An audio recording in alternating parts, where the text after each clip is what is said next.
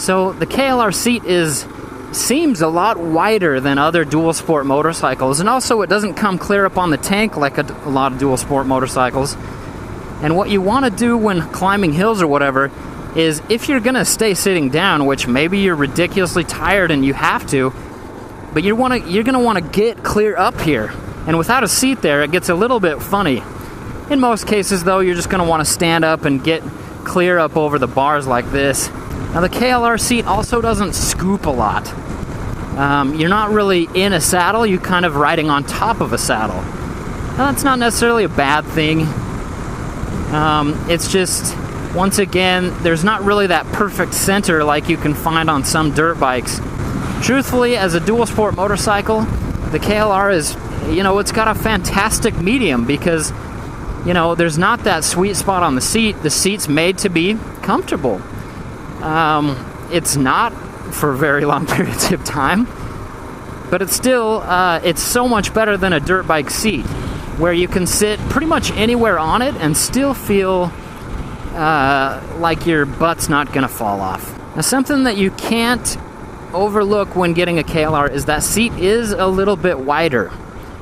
And that wideness on the seat is going to translate. Look at that, it dove quite a bit. That wideness on the seat is going to translate to a little bit trickier saddling when you're mounting the bike, when you have kind of a shorter inseam like I do. I'm 5'10", which isn't short by any means, but it's not tall. And we're going through a tornado right now. That's really neat. Yay! Little dust devil there. And so, I'm not saying that you'll be fooled by the seat height per se. I'm saying that the seat height, your crotch has got more distance to cover side to side. Hey, look, here's a brother. How's it going, man?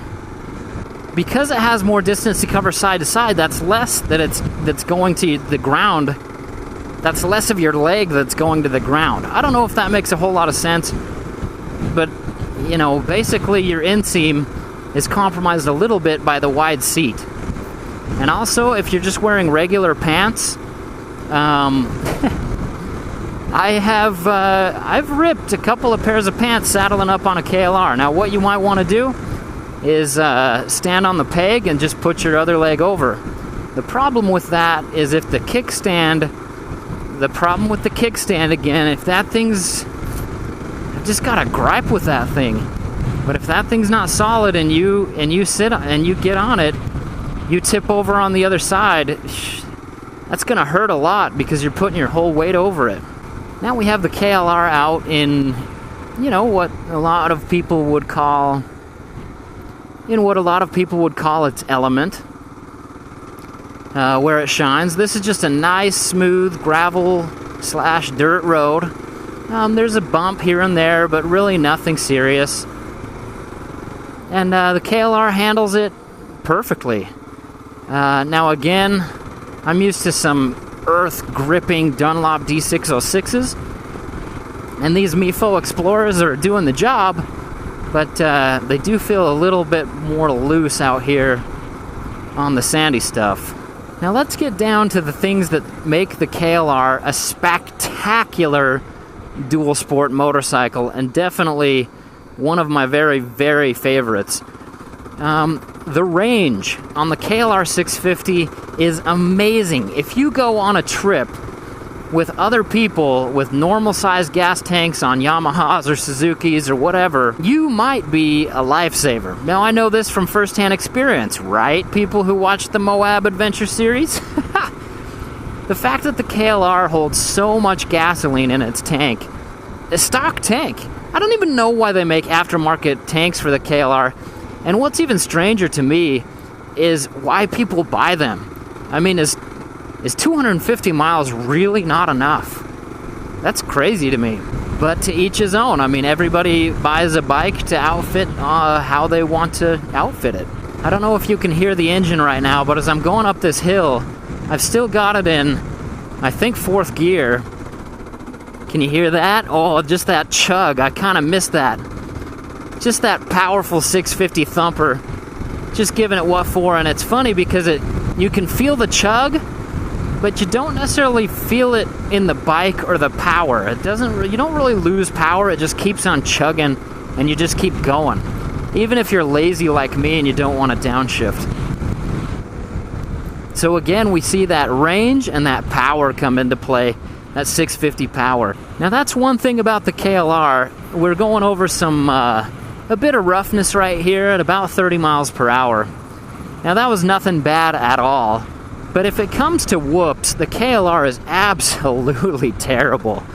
Now on rougher terrain like this, you might dive if you hit the front brake real hard, so you've got to know your brakes pretty good. Anyway, the suspension is quite soft, and that's kind of a good thing on roads like this, just because, you know, if you're traveling along a road like this for a long distance, having a hard suspension that's made for doing, you know, whoops and things like that is gonna get pretty, I don't know how to say it, but pretty rattly on your nether regions.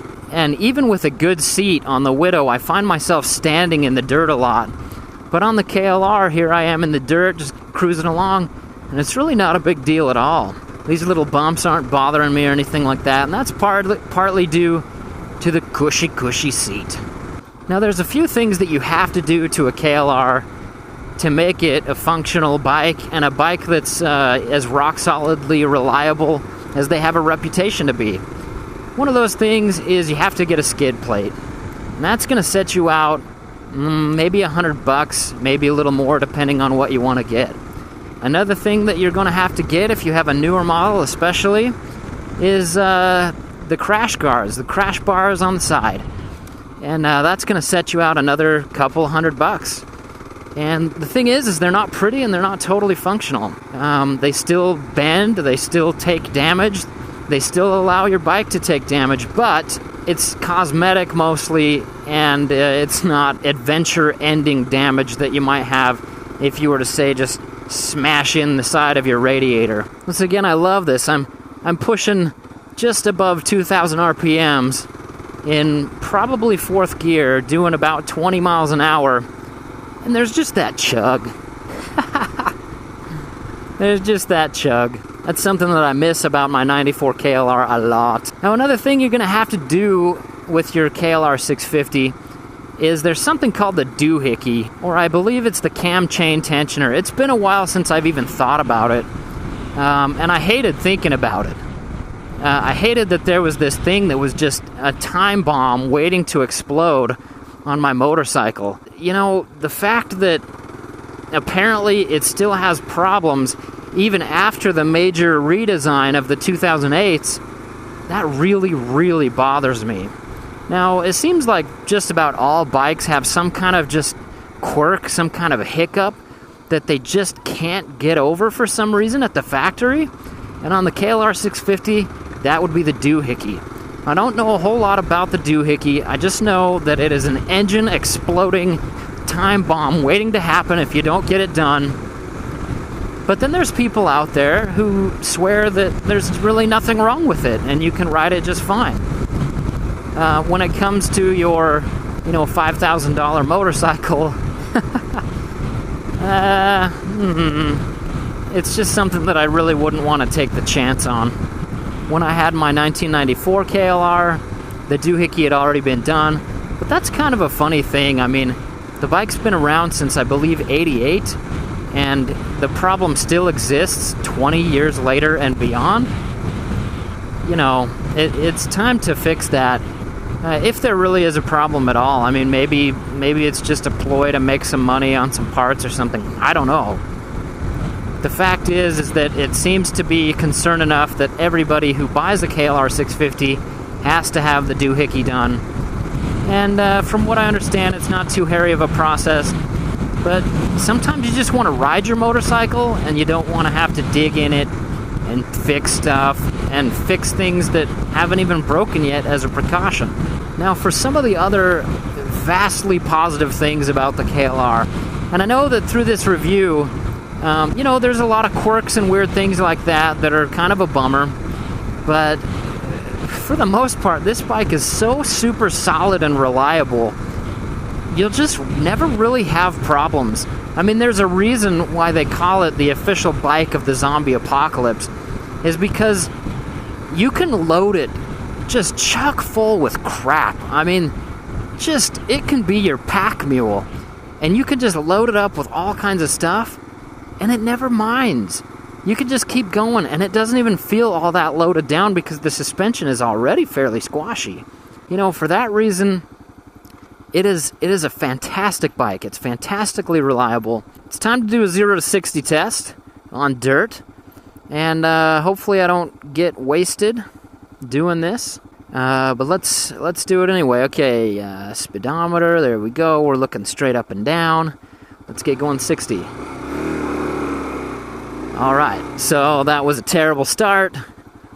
We'll blame the MIFOs on. Alright, let's try it now. Okay, here we go, and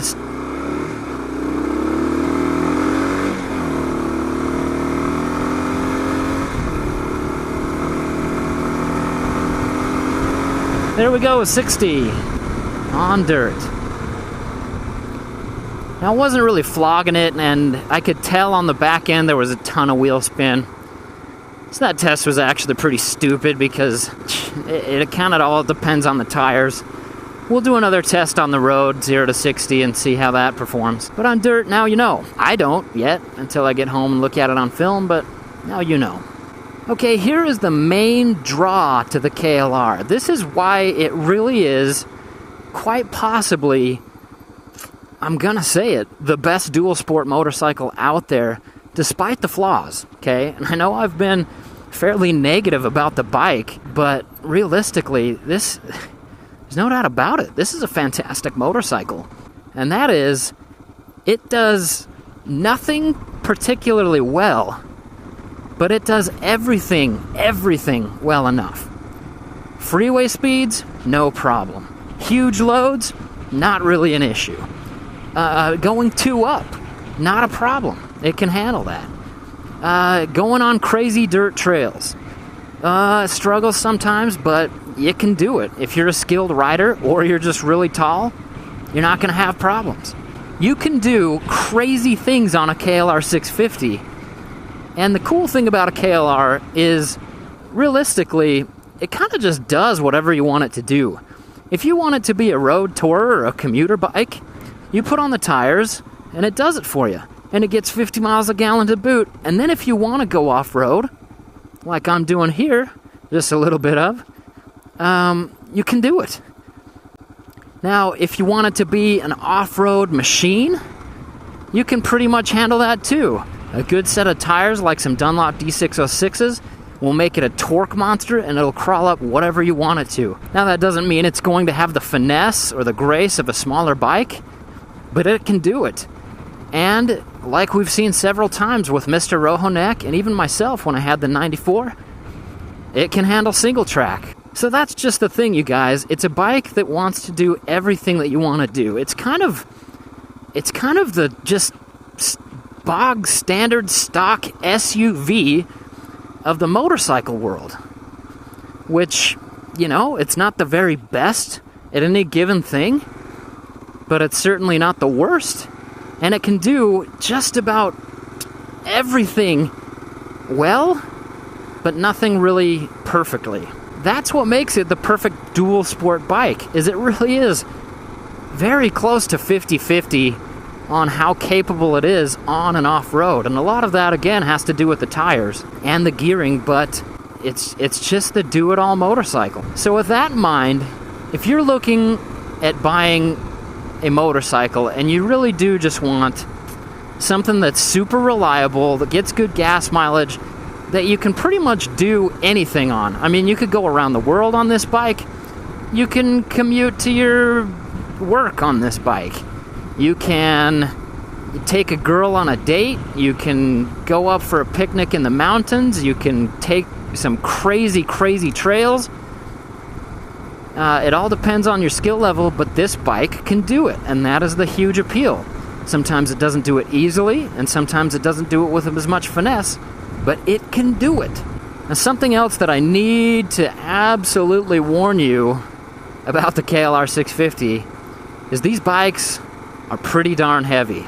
If you are on that intense trail that I'm talking about, and you drop this bike, and it just so happens to be just a hair over the axis, so it's not necessarily flat, it's just a hair with the rubber side up, it's just about impossible to lift up unless you're really strong. I mean, keep in mind I'm about an average-sized guy.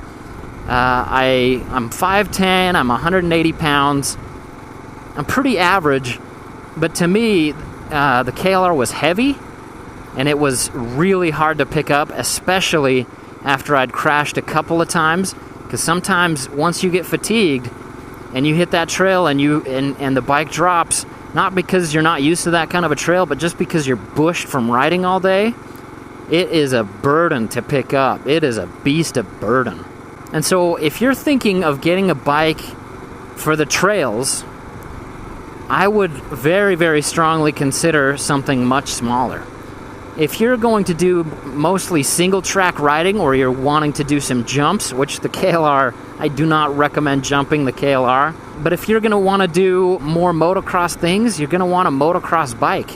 If you want to do more touring things, I gotta say, you're going to want a touring bike. After a while, you're probably going to hate the KLR 650 if you're doing a round-the-world trip on nothing but freeways, just because it's not the most comfortable thing out there. But it will do anything that you can dish out. Okay, so this is where we're going to do the 0 to 60 test. Alright, 0 to 60, here we go. We're going to wrap it out. Brent, I hope you don't mind I'm doing this to your motorcycle. Okay, ready?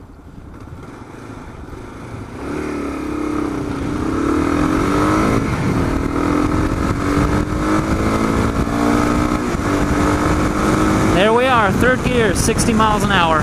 So I don't know if you could see it on the GoPro, but I took it right to redline. I'm not going to hit the rev limiter because I don't want to do that to Mr. Brent's bike. But getting to redline, that's the 0 to 60 time. You know, it's not like I'm doing drag races a lot, so I'm not really an experienced, you know, drag racer per se. Not really good at getting off the line fast, but that's what I got.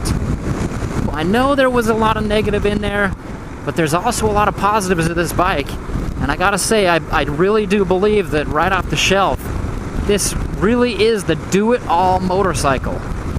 And that is why it may just be the best dual sport out there. Now, that being said, it may not be the best dual sport for you. If you really do plan on doing, 50-50 everything, then by all means, grab a KLR. But if you plan on doing a lot of dirt, this isn't going to be the best bike for you.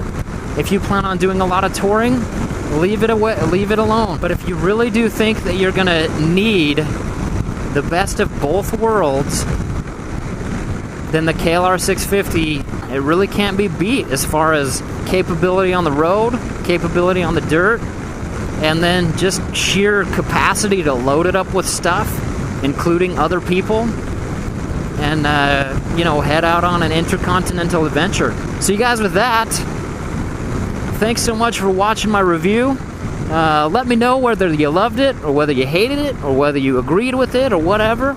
Let other people know. People read the comments on these review videos a lot. My say is definitely not the last say on this matter. And whether you're a diehard KLR fan or not, hopefully this was helpful and honest. I didn't want to glorify it, but at the same time, I didn't want to make it sound terrible. Because really, it's not really a bike to glorify, and it's not terrible at all. It's perfect for people who really want to balance. So thanks again. If you like dirt riding or off-roading motorcycle videos, check out my channel. Anyway, if you're looking at making a dual sport decision, may the force be with you always. We'll talk to you later. eveRide out. Brr.